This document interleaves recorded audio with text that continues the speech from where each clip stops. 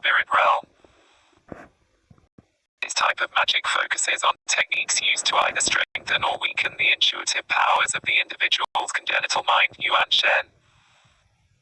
It enables the sorcerer to manipulate the part of the mind that mind magic cannot affect, the unconscious mind and its dream thoughts. Once dream magic is mastered, the sorcerer is then able to either soothe and comfort the tormented mind of a friend or client with pleasant images, or cause an enemy to.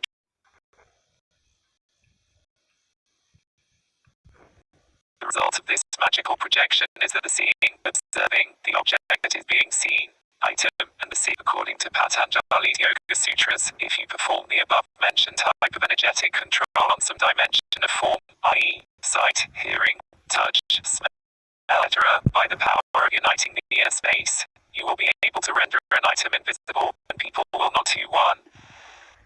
MMMI www.daoistmagic.com be able to cognize it is taking up space. When practicing this type of invisibility magic, sorcerers of certain yogic sects will chant following mantra, Kaya Rupa Samyamat Tagraya Shakti Stambe Kaksa Prakashara Sapriyo Jantadanam.